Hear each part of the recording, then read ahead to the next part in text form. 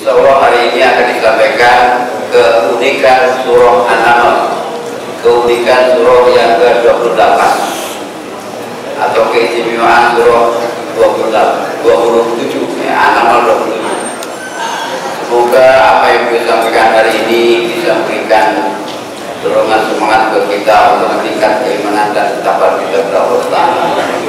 Karena itu marilah kita awali kajian kita siang ini dengan sama-sama baca basmalah. Bismillahirrahmanirrahim. Kepada Al-Muhtaram Al-Ustaz Haji Dr. Al-Tafiq Al-Qiyamah Tawajjul Masyurah. Bismillahirrahmanirrahim. Assalamualaikum warahmatullahi wabarakatuh. Alhamdulillahi ala ni'amillah, wassalatu wassalamu ala ashrafi anbiya'illah Rasulillah sallallahu alaihi wasallam wa ala alihi wa sahabatihi wa man da'a bi da'watihi wastanna bi sunnatihi wa ikhtafa atharahu ila yaumil qiyamah, amma ba'du. Bapak Ibu hadirin hadirat jamaah salat zuhur yang dimuliakan Allah, alhamdulillah kita sangat bersyukur kehadirat Allah Subhanahu wa taala. Kita masih diberikan kesempatan, diberikan kekuatan, diberikan kemampuan oleh Allah untuk terus meningkatkan secara kontinu kedekatan kita dengan Allah melalui kalamnya, melalui firman-Nya Al-Quran Al-Karim. Mudah-mudahan ini sebagai bukti bahwa kita sangat mencintai Al-Quran, sehingga Allah berkenan mencintai kita, memberikan kita rahmat, dan pada akhirnya Al-Quran yang kita cintai akan menjadi syafaat kita di yaumul qiyamah kelak. Amin ya rabbal alamin. Salam dan salam kita sampaikan kepada manusia mulia Rasulullah sallallahu alaihi wasallam, manusia yang paling cinta Al-Quran. Tidak ada yang mengalahkan cinta Rasul dengan Al-Quran. Karenanya umatnya yang benar-benar menjadi umat Rasulullah adalah ummatul Quran, umat yang mencintai Al-Quran. Hari ini, siang hari ini, kita akan menunjukkan bukti cinta kita dengan Al-Quran, yaitu dengan membahas tema yang berkaitan dengan Al-Quran, khasa'is surah Al-Quran. Dan siang hari ini kita alhamdulillah sudah sampai di surat An-Naml. Sudah 23 surat. Tidak terasa Pak. Jadi sisanya masih banyak ya. Tapi kalau lihat bukunya tinggal sedikit. Karena kan sisanya surat-surat yang tidak begitu panjang. Al-Baqarah panjang. Sementara An-Naml 93 ayat. An-Naml unik. Surat ini kalau di dalam mushaf itu setelah surat Asy-Syu'ara, dan turunnya juga setelah surat Asy-Syu'ara. Baik turunnya, baik susunannya itu sama setelah Asy-Syu'ara, dan jumlah ayatnya 93 ayat, termasuk kategori Makkiyah. Ini tadi saya mengandai-ngandai Pak. Kira-kira Bapak Ibu mau nggak kalau keadaan kita seperti di zaman Nabi Sulaiman? Bukan karena kemenangan AKP ya, itu. Kita baca An-Naml dulu ayat 44. Subhanallah. Kita katakan surat itu kan perspektif. Surat itu punya karakteristik yang berbeda. Kita bawa suasana kita ke zaman Nabi Sulaiman, kira-kira gitu. Kenapa Ratu Balqis memeluk Islam? Itu pertanyaan besar yang dijawab di ayat 44.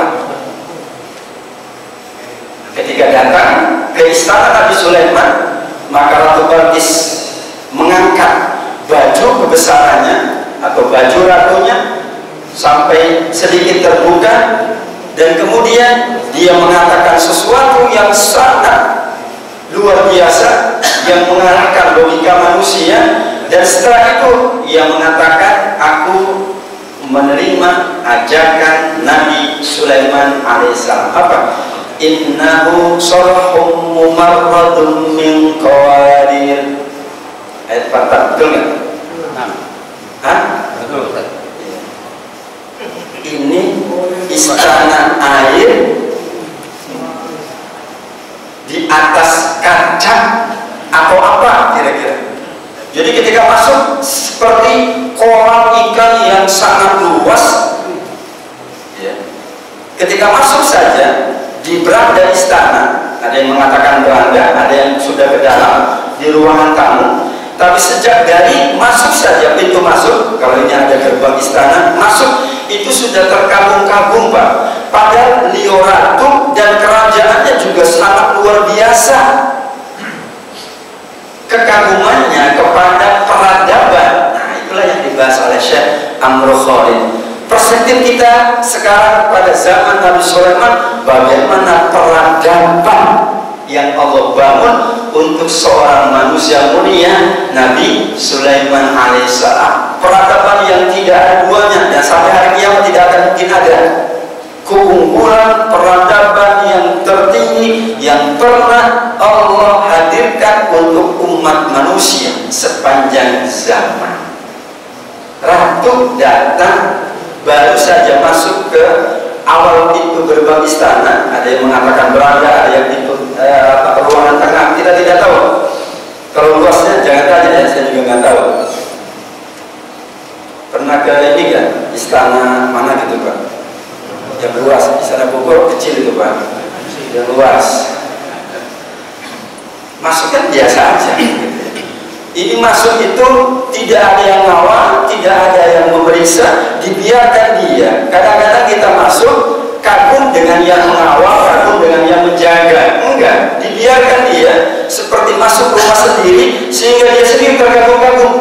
Ya, dia sambil bahasa kitanya sedikit mengangkat kakinya, takut dia kecemplung. Karena dianggapnya itu adalah hamparan kolam ikan yang sangat besar. Padahal itu adalah istana kaca. Ada yang sekarang ada istana kaca, di bawahnya air mengalir seperti sungai, kolam besar, bahkan semua jenis ikan ada. Hebat.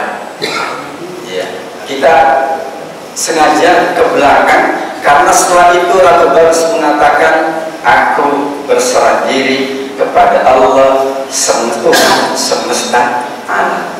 Kenapa dia kemudian betul-betul pasrah, padahal sebelumnya dia sudah melakukan upaya untuk menolak ajakan Sulaiman. Kan dia menolak, ya kan Pak? Ceritanya tahu nggak ini? Dia kan menolak ajakan. Nabi Sulaiman kirim surat dulu kan, kirim surat menolak. Kasih uang tuh, kasih emas, kasih, ya suruh utusannya untuk memberi. Nyogok. Hah? Iya nyogok. Kasih. Kata Sulaiman nggak ada apa-apanya. Dia tahu karena perspektif yang dibangun oleh Balqis adalah kekayaan, maka dia harus membalas dengan kekayaan. Kalau begitu, ini perspektif, jangan kita bawa perspektif yang lain. Kalau perspektif ini kita bangun di perspektif yang lain bermasalah. Tapi kita katakan bahwa pernah ada perspektif seorang itu memeluk Islam karena keunggulan peradaban yang pernah Allah hadirkan untuk Nabi Sulaiman, yang memeluk bukan satu, dua, tapi satu umat, kaum, Sabah yang sangat luas sekali. Dan saat itu adalah Ratu Balqis. Hebat kan? Enggak pakai perang, enggak pakai apa, cukup dipanggil ke istana.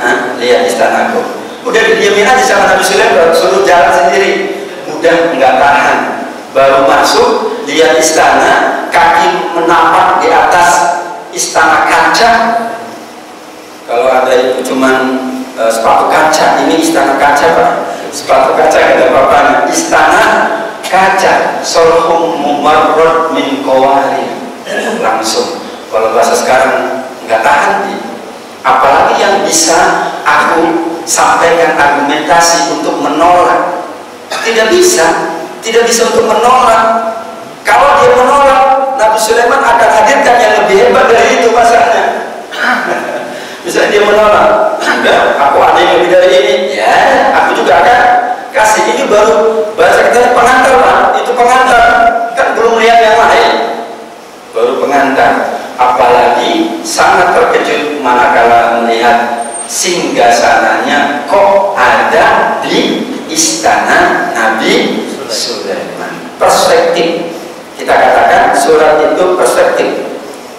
Kalau kita baca surat yang lain nggak match. Wah, ini gimana sih? Kalau gitu kita mendorong umat Islam untuk punya peradaban tertinggi. Salah satu peradaban yang tertinggi yang dibahas di dalam surat An-Naml adalah yang pertama, unsur-unsur peradaban adalah ternyata al-ilm, yaitu ilmu. Bagaimana itu? Kita baca dari ayat 15 sampai nanti 23-24. Apa yang Allah sebutkan sebelum 44 tadi? Itu kan klimaksnya. Misi dari misi dari Nabi Sulaiman adalah untuk mengislamkan sekelompok orang yang banyak, bahkan ratu yang sangat saat itu disegani oleh manapun. Tapi bahasa kita nih, untuk tujuan yang sangat tinggi, Nabi Sulaiman membangun dari awal. Apa? Walaqad ataina Dawuda wa Sulaimana ilma. Aku telah siapkan Nabi Daud, Nabi Sulaiman apa? Yang Allah siapkan ilmu.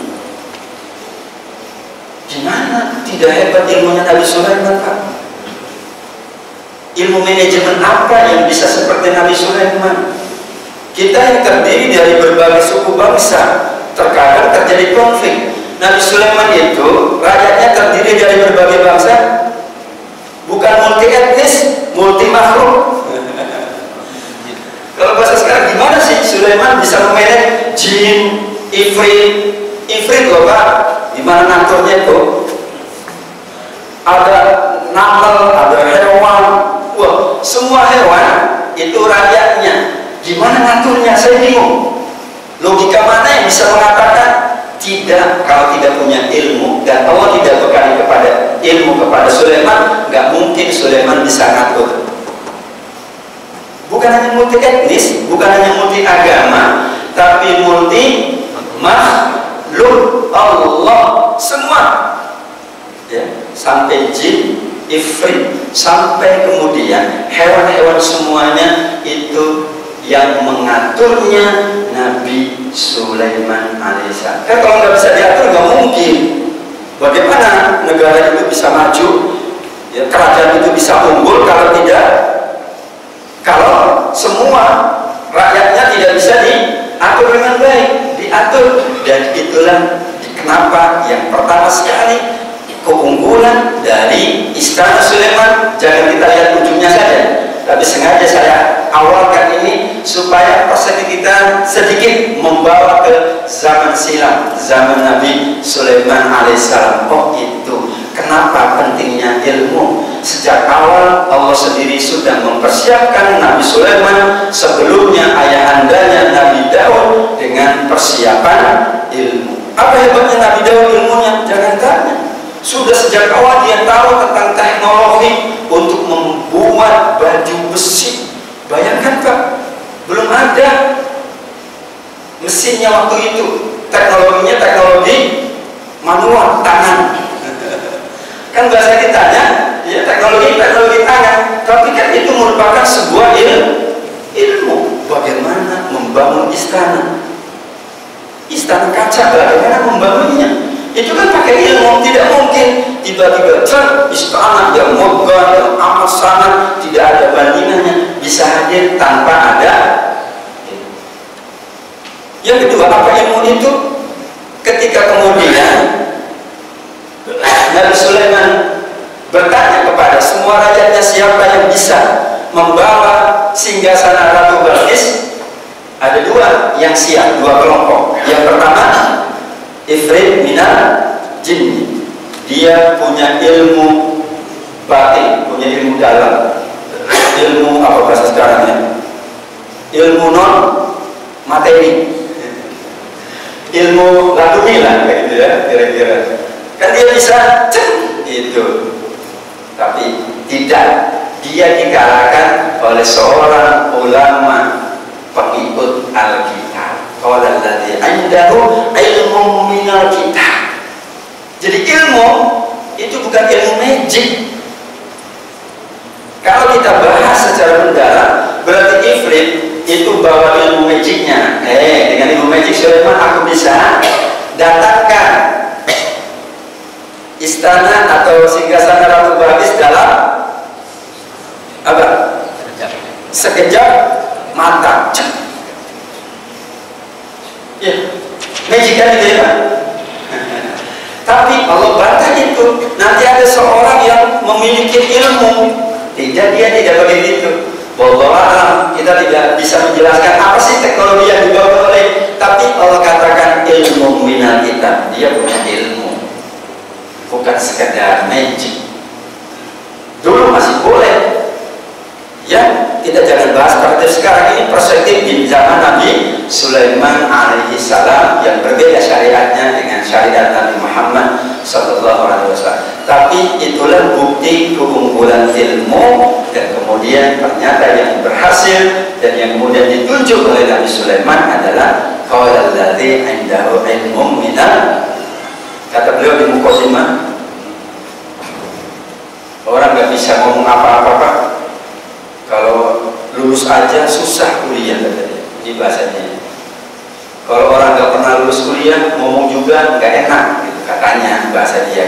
Kira-kira artinya dia tidak sungguh-sungguh dalam menuntut ilmu, dalam arti sekarang formalitas, ya kan? Tapi kalau orang lulus kuliah, lulusnya kumro bagus, kalau ngomong kan enak. Aku pernah kuliah loh, dan aku juga kuliahnya lulusnya bagus, jadi ngomong ke anak enak. Tapi kalau waktu kuliahnya main-main, gitu kira-kira ngomong sama anak gimana Pak?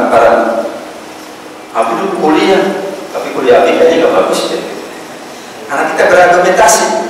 Kenapa? Bagaimanapun ilmu itu di atas segala-galanya, dan Allah sudah mengagungkan ilmu. Sebelum terjadinya ayat 44, Allah awali dengan ayat 15. Makanya kan ketika berdoa, wa qala alhamdu, dua-duanya berdoa, Nabi Sulaiman dan Nabi Daud, alhamdulillahilladzi faddalana ala katsirin min ibadihil mu'minin. Allah telah mengutamakan kami berdua. Para ulama tafsir menafsirkan ayat ini dengan apa yang diutamakan keduanya, al-ilm, keutamaan ilmu. Enak sebetulnya kalau orang itu berilmu. Misalnya kalau nanti seperti kerajaan Nabi Sulaiman, aman karena dia berilmu. Misalnya seperti keadaan di zaman awal-awal Nabi Muhammad, aman juga karena orang berilmu. Yang menjadi persoalan itu adalah orang yang berilmu, Pak. Orang kaya berilmu aman, orang tidak punya berilmu aman.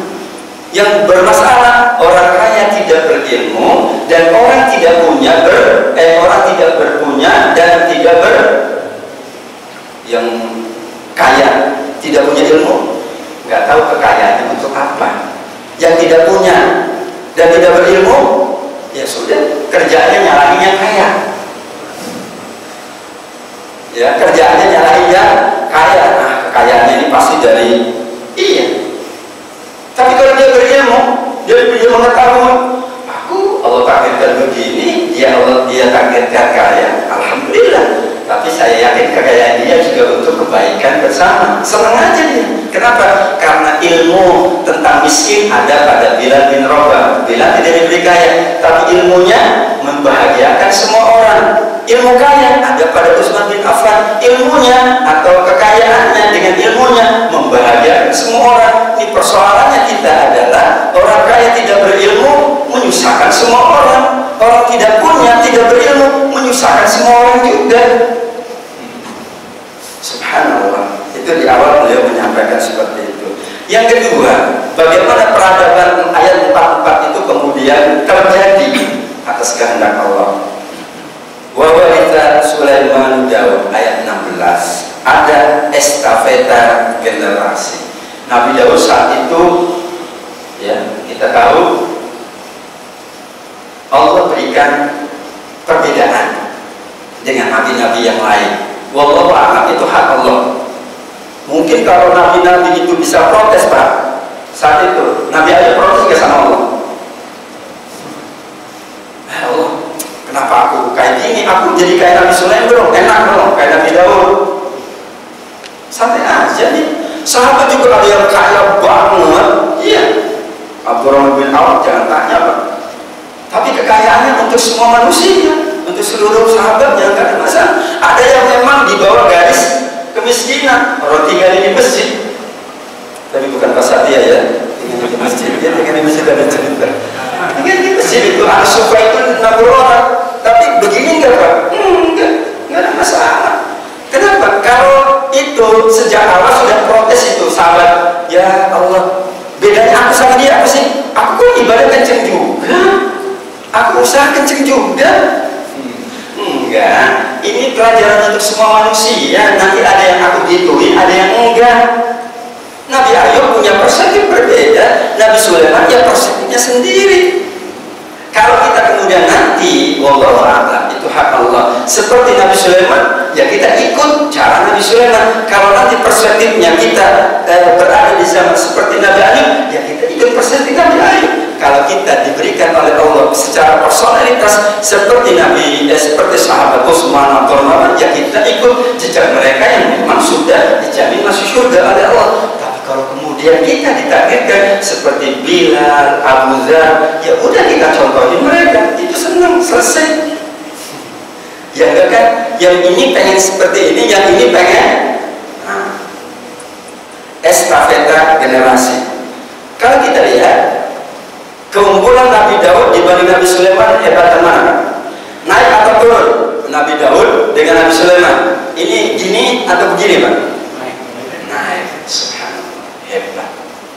Nabi Sulaiman tidak tinggal diam ketika diwariskan kerajaan, kekayaan dan lain sebagainya oleh ayahandanya Nabi Daud. Dia kembangkan, dia optimalkan dengan segudang ilmu, kemudian dia maintenance, dia manfaatkan seluruh rakyatnya untuk membangun peradaban yang tertinggi. Tujuannya apa? 44. Jadi gampang kalau dicarikan. Tujuannya apa? 44. Gitu. Oh kerjanya sungguh-sungguh. Iya, supaya dapat 44. Hebat banget ya. Usahanya sungguh-sungguh, wah, dagangnya sungguh-sungguh. Kenapa? Supaya dapat ayat 40. Nah, gitu kira-kira.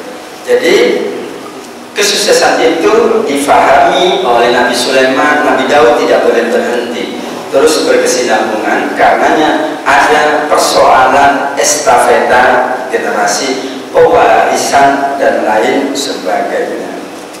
Yang ketiga, ini aspek-aspek peradaban yang beliau pahami yang dari buku Khawatir Qur'annya. Ada penguasaan bahasa, ayat 16 masih.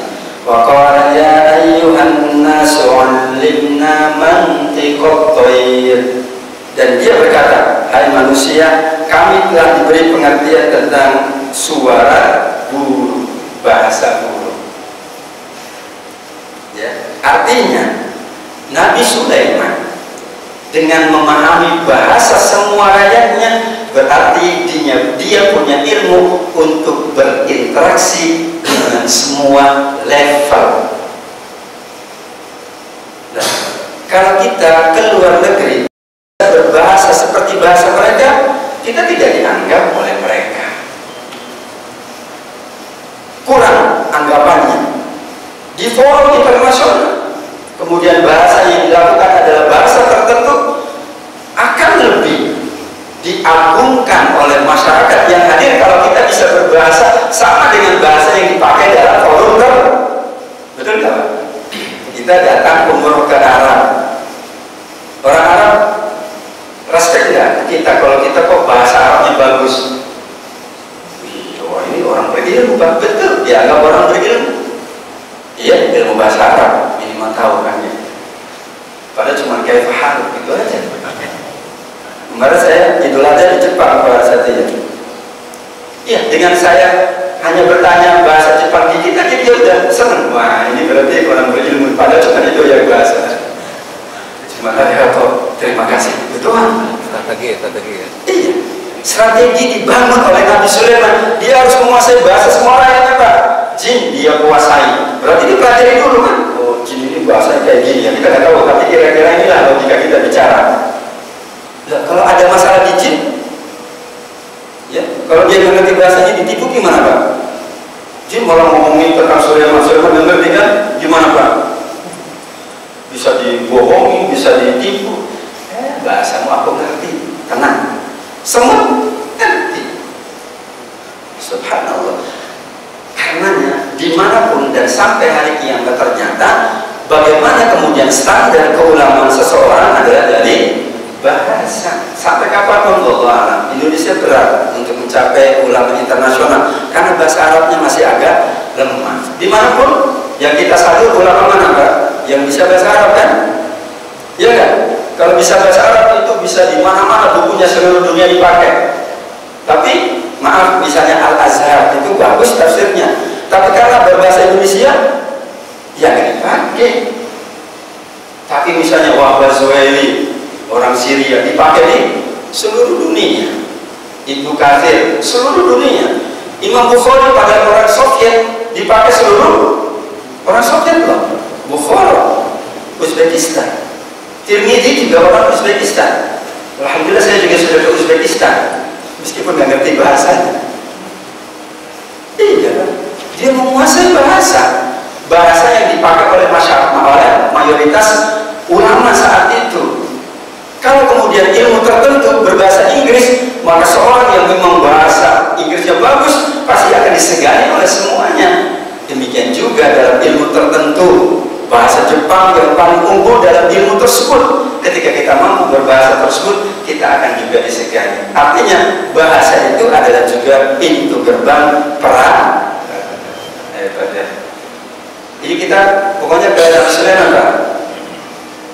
Tapi jangan kecil hati dulu. Iya, Nabi Sulaiman itu susah banget bahasa jin ngerti. Kita kalau ngerti bahasa jin kan enak.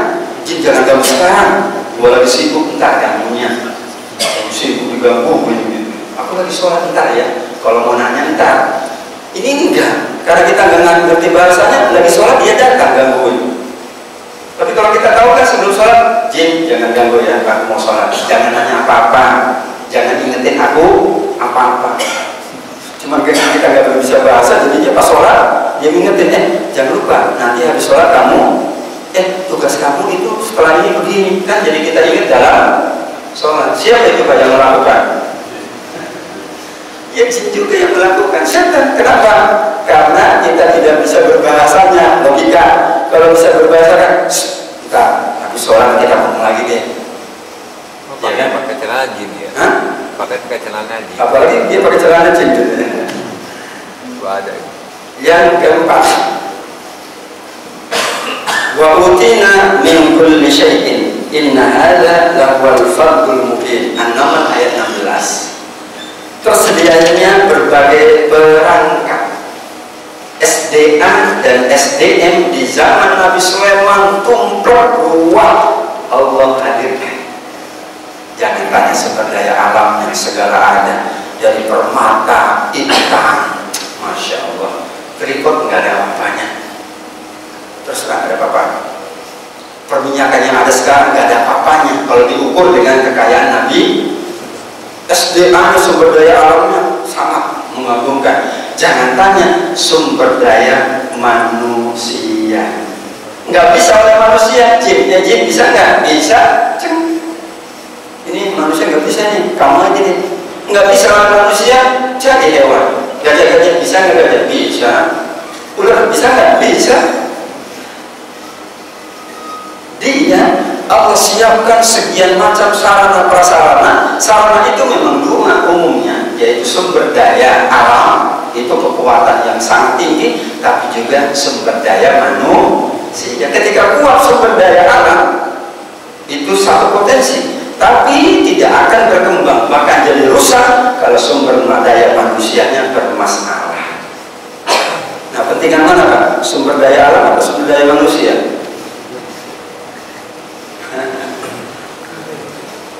Negara mana yang sumber daya manusianya paling bagus ternyata maju,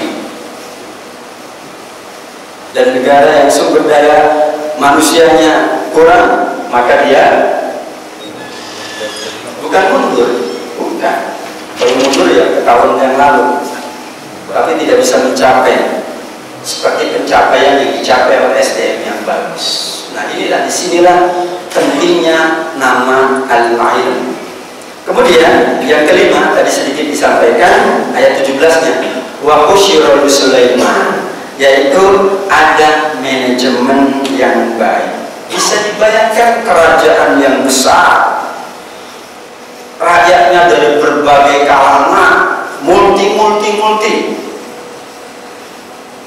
tapi kok bisa disatukan oleh Sulaiman. Wa busyira bi Sulaiman, dan dihimpunkan oleh Sulaiman semua tentara-tentaranya dari jin, manusia, burung, lalu mereka diatur dengan tertib dalam barisan Paulizam. Ini Bapak Ibu biasa apel, begitu upacara, gampang Bapak ngatur supaya barisan tertib. Kalau Bapak lebih tertib, pengalaman saya kalau dosen susah tertibnya, itu suruh apel. Upacara baris berbaris, kanan sama kaki sama majunya. Kalau kaki kanan maju, kanan juga maju. Iya, karena gak biasa. Mesti kan kaki kanan, tangannya di kiri yang maju. Ini kita dua-duanya gitu. Dulu saya gitu, ada temen gak bisa di baris berbaris. Baris nggak bisa. Bayangkan, ini yang baris, yang beratur itu bukan manusia yang notabene diikat dengan ikatan dinas, diikat dengan ikatan tertentu, tidak multi, non ikatan, nggak ada formalitasnya. Jin juga baris. Gimana saya jin baris coba kira-kira? Ada nggak yang protes, manusia protes? Sulaiman, saya nggak mau di sini, enak aja jin di tempat yang adem, saya dapat tempat panas. Bisa protes. Hewan-hewan yang protes, hewan yang kecil protes, serangga kayak semut protes, misalnya yang lain protes. Dia sudah belajar ilmu bagaimana mengelola sekian banyak multi yang ada. Subhanallah Pak. Ini terus terang analisis yang dalam kalau menurut saya. Ya kalau ditafsir memang nggak ada kayak gini Pak. Ya ini kan hasil orang sekarang, analisisnya analisis kontemporer. Tapi kita memaknai dengan sangat dalam sekali. Makanya kita membahas khawatir Qurani ya, kalau tafsir ya tentu kita rujuk kepada Ibnu Katsir, selesai. Tapi ini kan bagaimana menganalisis surat-surat itu, apa perspektifnya, karakteristiknya, sehingga kita baca surat ini kita kemudian tertanam sesuatu yang mulia untuk kita hadirkan sesuatu yang memang menjadi ciri khas dari surat tersebut. Kalau beliau korelasikan Asyura, kita ingat apa dulu Pak bulan lalu? Tentang urgensi publikasi dan media massa. Dulu kan para sastrawan yang diagungkan oleh Allah. Sekarang teknologi atau ilmu pengetahuan dan peradaban. Tapi kata beliau tidak terpisah. Seni juga penting. Lah, bagaimana istananya Nabi Sulaiman kalau tidak ada seni? Bisa dibekok-bekok gitu ya. Pintunya kok kayaknya melihatnya tidak nyaman, nggak mungkin. Itu sudah disusun dengan sangat baik oleh yang berilmu. Kata Busyiro ya, yang kita kenal dengan mahsyar. Mahsyar itu apa? Tempat pertemuan agung. Tempat pertemuan agung. Melebihi dari Gelora Bung Karno, jauh nggak ada apa-apanya. Itu ngatur Gelora Bung Karno gampang nggak Pak? Susah katanya. Bagaimana ngatur seperti di padang mahsyar? Kalau padang mahsyar, yes, itu hari akhirat Allah yang melakukan. Tapi ngatur mahsyar, wa husyur, dihimpunkan semua makhluk, tentu tempatnya pasti amat sangat luas. Seolah-olah ayat ini menyambungkan antara keadaan luasnya padang mahsyar dengan luasnya lapangan berbaris rakyatnya Nabi Sulaiman. Luas banget tuh. Ngaturnya gimana? Ngatur parkir gampang nggak Pak? Ngatur jalan aja susah. Itu udah kita bahas pernah. Ngatur lalu lintas sudah kita pernah bahas. Ini padang mahsyar. Ini mahsyar usyur. Dan kemudian mengatakan yulzamun. Tentu bagaimana adanya kemampuan untuk membagi tugas yang cermat, masing-masing anggota merasa nyaman dengan tugas yang diemban yang diberikan oleh Nabi Sulaiman. Itu adalah di antara karakteristik manajemen yang baik. Nggak ada yang protes tuh. Kenapa? Kata burung, saya kok nggak punya tugas yang besar, saya tugasnya kecil. Nanti lihat berikutnya, oke. Yang keenam adalah pelatihan. Nabi Sulaiman melakukan pelatihan, yaitu ayatnya 19. Hatta idza ataw ala wadin naml, hingga apabila mereka sampai di lembah semut. Saat itu, apa tujuan Nabi Sulaiman? Mengumpulkan semua rakyatnya di padang yang luas dan memperjalankan mereka ke suatu tempat. Tidak ada tujuan. Bukan mau datang ke sebuah negara, enggak. Mau show force juga enggak perlu di show force, terlalu force gitu ya. Enggak. Lah, wajar kalau dia ngumpulin, kita mau datang ke enggak. Ya kan? Tapi ini adalah latihan. Ketika berbaris sudah tertata dengan baik, aku ingin tahu dalam realitasnya di lapangan gimana, apakah benar rakyatku itu memang mengikuti semua aturanku. Maka aku latih di perjalanan. Ternyata ada satu kelompok yang sedikit berbeda ketika itu, yaitu bahkan ketika berbaris ya, itu juga yang tidak ditemukan siapa? Burung hudhud. Maaf, bahasa kitanya apa sih posisi burung hudhud? Dia bukan panglima, dia bukan komandan, dia bukan segala-galanya, bukan apa-apa. Dia hanya salah satu dari sekian juta jenis rakyatnya. Dan dia kecil. Tapi ketika dia tidak datang, Nabi Sulaiman hebat. Dia menanyakan. Satu orang tidak datang, maaf, bagi Nabi Sulaiman mengganggu kedisiplinan, kata dia gitu. Ini kita akan bangun ayat 44. Berbaris saja tidak mau. Dia harus tanya dulu. Tapi setelah itu tentu burung hudhud ngerti bahwa Nabi Sulaiman sedang tidak suka dengannya. Maka dia kemudian menyampaikan argumentasi. Aku dapat berita yang bagus, yaitu ada seorang ratu di tempat yang jauh. Ternyata dia masih menyembah mata. Gimana Pak? Kira-kira hebat sekali ketegasan Nabi Sulaiman. Pada saat itu dia hanya seekor burung hudhud. Satu itu Pak, bukan kelompok, satu ekor. Kalau kelompok burung hudhud semua, Nabi Sulaiman pasti lebih murka lagi. Satu, tapi enggak. Yang satu ini kemana? Harusnya dia ikut aturanku. Kenapa? Karena ini adalah kesepakatan kita. Kita kumpul semuanya, apapun acaranya, apapun memang aku inginkan sekalian semua kumpul. Mau acaranya apa, yang ingin Nabi Sulaiman tanamkan adalah yang ke-7, kedisiplinan dan ketegasan. Satu orang tidak hadir itu menjadi catatan besar bagi seorang manusia mulia Nabi Sulaiman. Tapi yang ke-8 inilah yang kemudian membanggakan. Ternyata hudhud tidak hadir bukan karena tanpa alasan. Bahkan alasannya adalah alasan yang sangat hebat, yaitu dia membawa berita yang itulah nanti Nabi Sulaiman punya misi baru, misi Ratu. Tapi kesalahan hudhud tidak bisa didiamkan, tetap disampaikan di halayak umum. Maaf, hudhud di mana? Supaya yang lain tahu bahwa besok kalau nggak datang seperti itu nasibnya. Tapi kemudian juga hudhud menyampaikan argumentasinya. Ahadtu bima lam tuhit bihi wajidtuka min sab'in binabai yakin. Ayat 22. Aku mendapatkan mengetahui sesuatu yang kamu Sulaiman belum mengetahuinya. Bahasanya Pak, bayangkan masalah ilmu lagi. Aku mengetahui sesuatu yang engkau belum tahu. Hebat. Kira-kira Nabi Sulaiman marah nggak?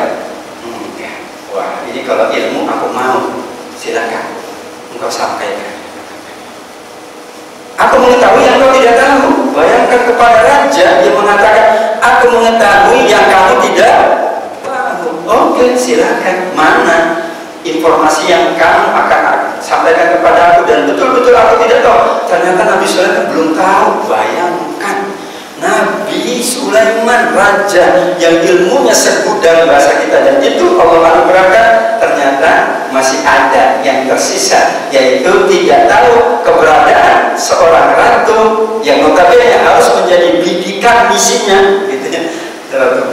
Karena harus menjadi bidikan misi, dia sudah bisa membuat peta. Nah, di sana ternyata Allah memuji Nabi Sulaiman. Nabi Sulaiman, oke, silakan. Tapi apakah percaya langsung? Itulah hebatnya Nabi Sulaiman. Semua berita yang masuk dia teliti, dia olah, dia baca. Padahal Hudud mengatakan, wajibtuka min sabain binaba'in yakin. Aku datang dari negeri Sabah dengan berita yang yakin. Apa kata Nabi Sulaiman? Qala sananzur asodaqta an kunta minal kadhibin. Tidak mudah percaya. Ya, aku lihat apakah kamu benar atau kamu bohong. Padahal Rasul mengatakan, aku datang dengan berita yang meyakinkan. Nabi Sulaiman senyum. Oke. Kami sananzur, kita satu kelompok. Nanti ada tim yang akan menguji kebenaran informasi yang kamu sampaikan. Karena sedikit saja salah mengambil informasi, salah mengolah, apalagi mensikapi informasi, ini bermasalah untuk semua kalangan kerajaan Nabi Sulaiman. Gak langsung, Pak. Ya, nanti kami lihat. Kamu bohong, kamu benar atau kamu bohong. Kami bahasa Nabi Sulaiman indah. Bukan kamu bohong atau benar, tapi apakah kamu benar atau kamu termasuk orang-orang soleh yang banyak bohong? Enggak, Pak. Iya, begitu bahasanya. Nabi Sulaiman tidak mengatakan apakah kamu bohong atau benar. Bohong dulu, tidak. Apakah kamu benar? Dia benarkan dulu. Atau kamu termasuk, bukan kamu bohong, termasuk orang-orang lain itu yang pada bohong, yang pada nggak jelas beritanya. Hebat. Kenapa? Dia ingin mengelola peradaban yang tinggi. Keilmuan saja tidak cukup, manajemen dan berikutnya karenanya teliti dalam mentransfer berita. Itulah yang kemudian menjadi faktor terakhir yang disampaikan oleh Allah Subhanahu wa Ta'ala tentang keunggulan sebuah peradaban yang Allah hadirkan sepanjang zaman cuma sekali, yaitu kerajaan Nabi Sulaiman alaihissalam. Tapi Allah mengingatkan setelah itu selesai pembahasan tentang bagaimana keunggulan-keunggulan, faktor-faktor yang membuat manusia, seorang manusia punya keunggulan yang luar biasa, dan itu tidak ada bandingannya. Persepsi kita bahwa inilah sebetulnya bagian dari rahasia Allah yang bisa dicapai, tetapi tidak mungkin tanpa mengikuti bagaimana faktor-faktor yang terjadi. Kemudian Allah menyebutkan tentang kemahakuasaannya dari ayat 59, 60, 61 supaya manusia tidak lupa bahwa semuanya, bagaimanapun kehebatan ilmu, manajemen, teknologi, ketelitian, SDA, sumber daya alam SDM yang begitu baik, itu juga tidak akan dapat menghantarkan kepada satu peradaban kalau tidak biidznillah, izin Allah. Maka disebutkan tanda-tanda kekuasaan Allah banyak.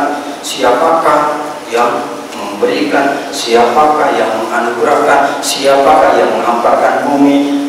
Ya, Nabi Sulaiman tinggal di bumi, ya kan? Meskipun istana dari kaca, istana di mana, kan? Di bumi. Yang menghamparkan bumi. Jadi kalau dia membangun istana secanggih apapun, tetap dia di bawah Allah. Kenapa? Dia masih nyewa tanah Allah. Kecuali kalau dia nyewa tanah yang lain, ya nggak bisa. Maka dalam hadis itu disebutkan, kalau hambaku berdosa dan tidak mau minta ampun kepadaku, carilah bumi yang lain. Ada nggak bumi yang lain? Kalau kita sudah bosan, udah cari bumi yang lain aja, kita tahu. Ada nggak? Nggak ada. Orang dari awal kita udah nyewa, malah gratis nyewanya ya. Kita sendiri yang menyewakan antar kita, padahal Allah masih gratis ya. Nggak begitu. Artinya disinilah di atas kehebatan manusia manusia, tetap ada kemahakuasaan Allah Subhanahu wa Ta'ala. Terakhir, kenapa dinamakan surat semut? Kalau anak kecil begini, semut nama gajah menang mana? Semut. Ini sama ini menang mana? Gajah semut ya? Kalah gajah sama semut. Berarti benar dia, itu ikut filosofi surat Naml. Karena bicara gajah jelek, gajah mau menghancurkan Ka'bah, jelek apa? Bicara semut, hebat kan? Subhanallah. Surat semut bicara tentang peradaban yang teragung sepanjang masa. Benar, kalau begini yang menang itu semut. Kenapa?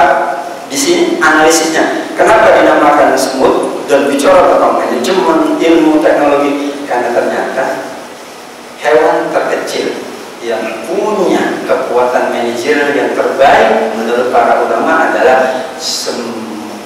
Saat dia dan semut itu tidak egois ya. Mungkin kalau kita mengikuti ada videonya Harun Yahya tentang spesies semut kan ya, sekali semut. Padahal maaf, yang ngatur semut itu betina, tapi kok semuanya taat. Heran. Gimana kalau yang ngaturnya betinanya aja udah kayak gitu, Pak? Ya, betul, itu bahasa logika ya. Baru dipimpin oleh betina aja udah cakep banget. Gimana kalau yang mimpin rajanya? Enggak ada memang. Tapi maksudnya adalah keteraturan, kebersamaan. Itu semut tidak ada yang mengalahkan. Pada itu kan spesies yang bahasa kitanya ya kecil gitu ya. Karenanya ketika itu Nabi Sulaiman ini semut yang berkata, semut masuklah kalian. Nanti ada Sulaiman, khawatir kalian diinjak. Wahum la yashurun. Tentara Nabi Sulaiman nggak ngerti, nggak sadar. Nabi Sulaiman sadar, tapi wahum la yashurun. Bahasanya sangat bijaksana. Masuklah.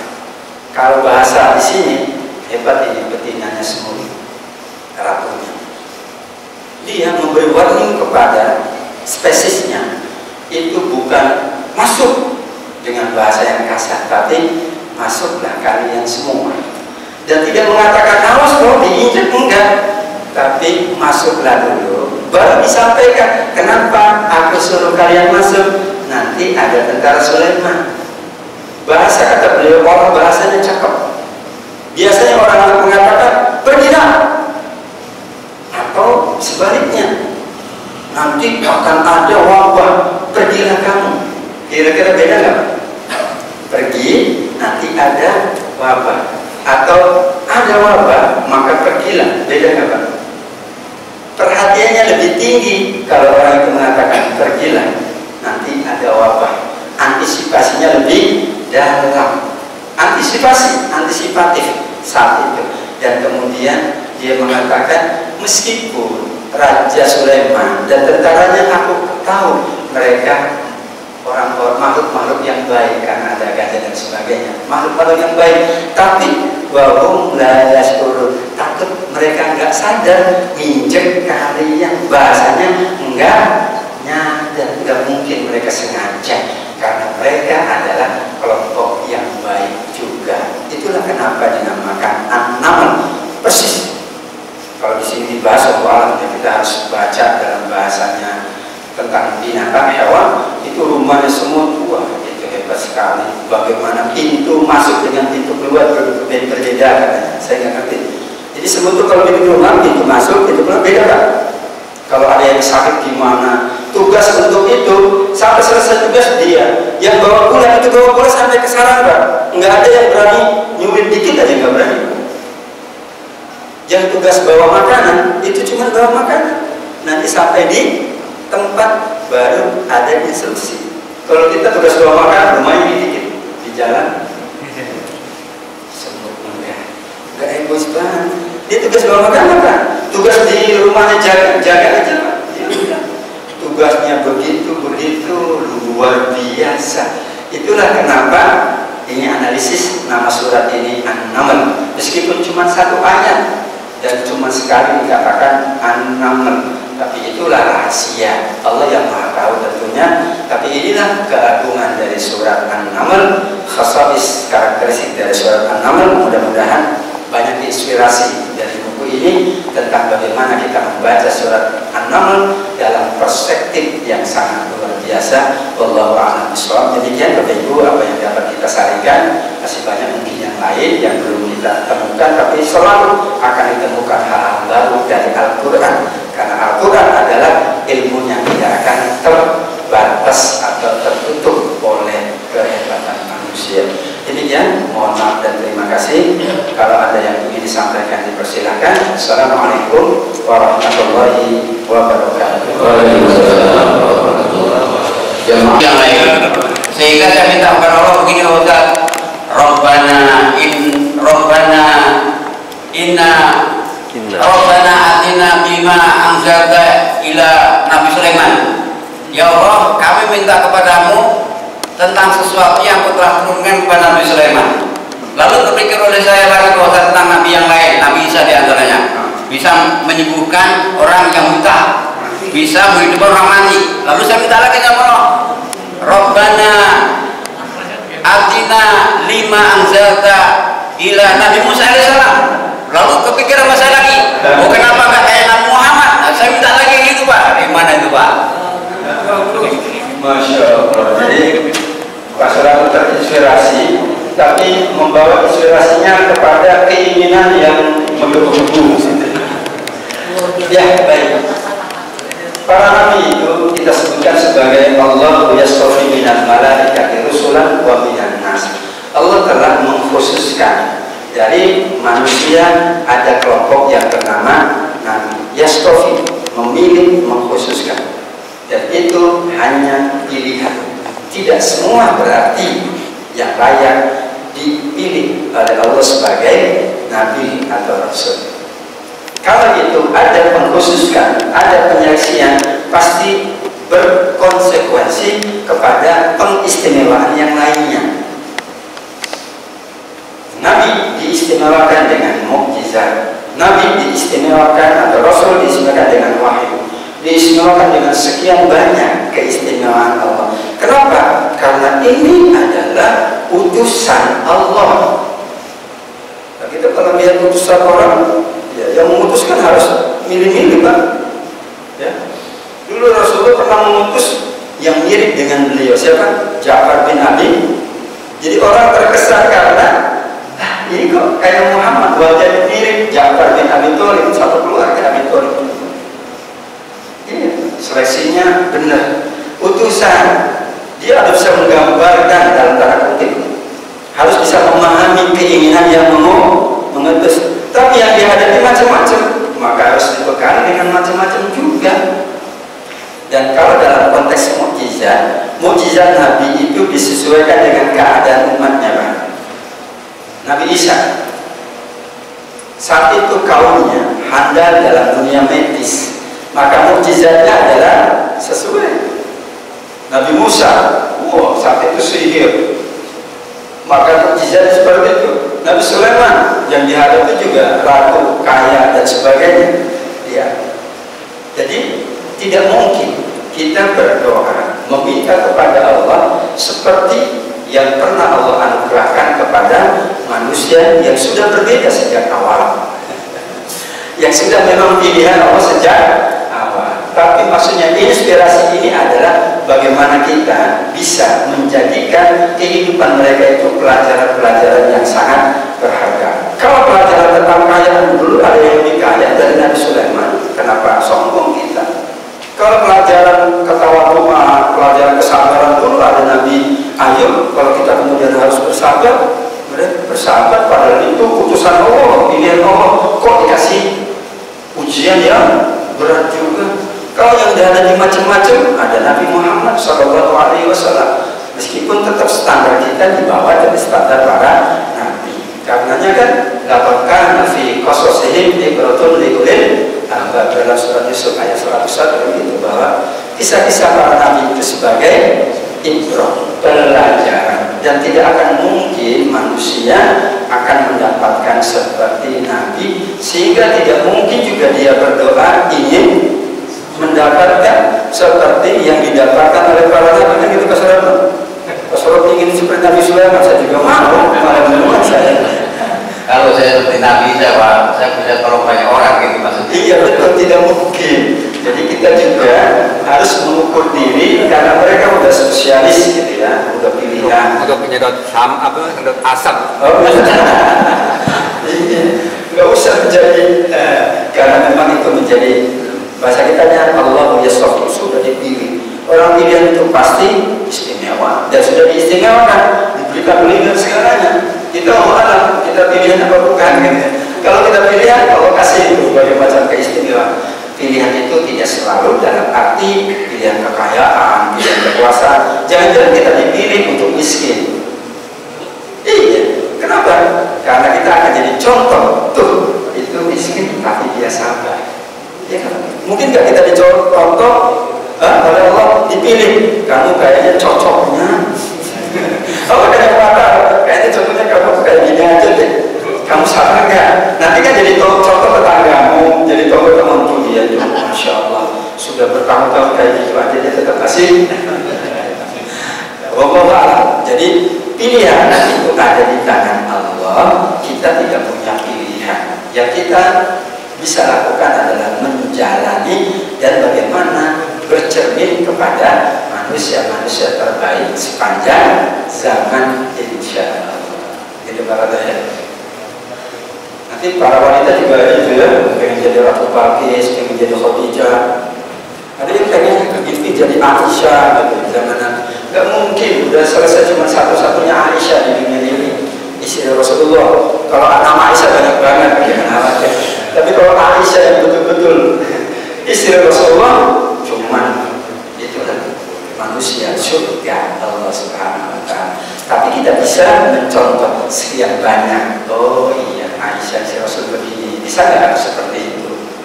Ya, bahasa kitanya mencontoh. Tapi tidak mungkin kita menjelma, apalagi kita berdoa minta persis seperti yang diberikan kepada Nabi, kepada siapa diberikan.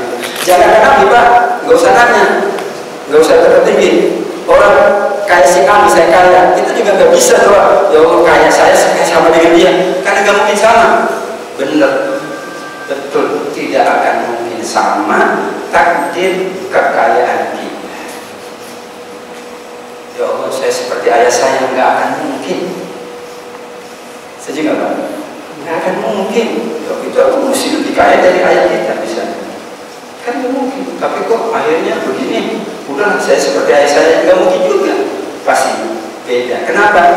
Itu hak Allah untuk melebihkan seseorang atau mengurangi seseorang dari anugerah Allah Subhanahu Wa Taala. Yang harus kita lakukan menjalani dengan sebaik-baiknya, insya Allah. Demikian saya kira. Terima kasih.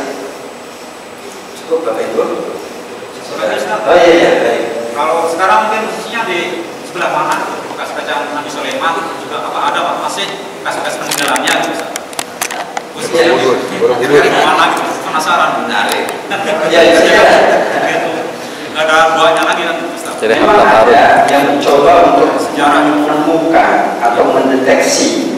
Bahasa kita itu adalah bagian dari analisis juga. Ada yang mengatakan ini kan Sabah di Antokia sebelah Turki, ada yang mengatakan itu.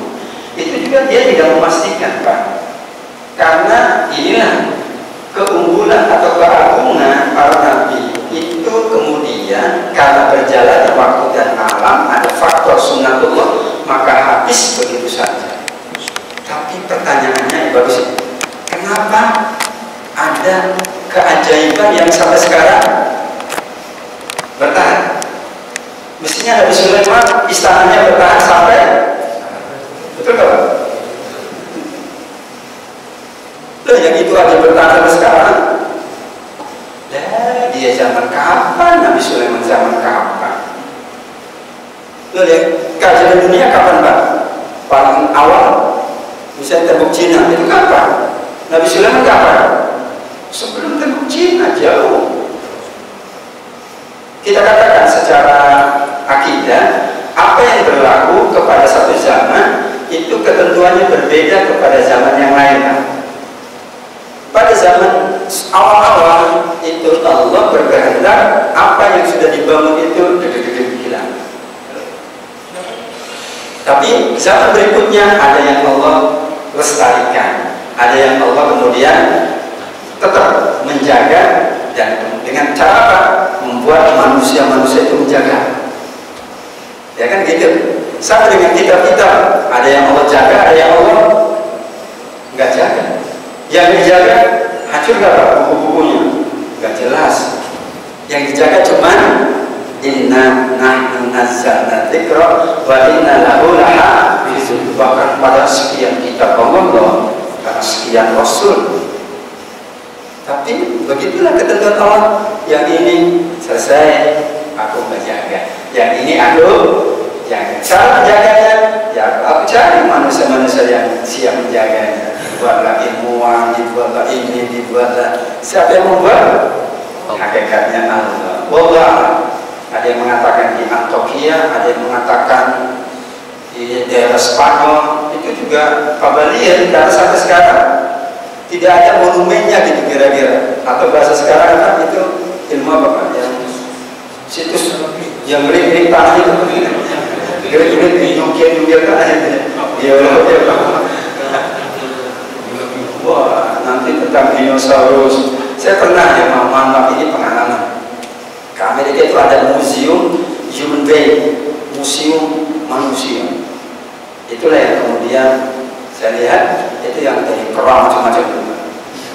Saya tanya kepada yang jaga, are you sure what happened? Saya bilang, kamu yakin nggak menjadi? I'm not sure. Saya tidak yakin bahwa itu begitu evolusinya. Yang jaga nggak yakin, nggak yakin. Saya bilang, kalau kamu yakin, kamu harus pertahankan. Tapi karena diakui oleh dunia, gampang cara pengakuan, gampang banget cara pengakuan Pak. Masuk aja ke PBB diakui kan? Ya kan? Sehebat apapun kita, kalau tidak masuk ke situ diakui nggak secara internasional. Makanya ada yang negara yang protes kok tempat kami tidak diakui sebagai KJB dunia. Kenapa? Apa masalahnya? Dulu Pulau Komodo ya Pak, yang belum jadi KJB dunia ya. Batik sudah, gitu kan? Padahal banyak yang lain, rendang sudah juga. Padahal itu sejak bahula. Cuma dunia sekarang ya dunia pengakuan. Kalau kita tidak mendaftarkan, tidak berdiplomasi, ya nggak diakui. Jangan cuma makanan, cuma ini. Pulau aja kalau tidak lihat, ya nggak diakui juga. Ya itulah dunia formalitas sekarang ini. Nah dulu tidak ada formalitas, sekarang ada formalitas sehingga kita harus mengikuti perkembangan yang ada. Wallahu a'lam bishawab. Saya kira demikian. Mohon maaf dan terima kasih atas kebersamaan kita di majelis yang mulia ini. Mudah-mudahan semakin memberkahi waktu kita, usia kita, dan tugas kita, tidak mengurangi kesuburan kita dalam beribadah di sisi Allah.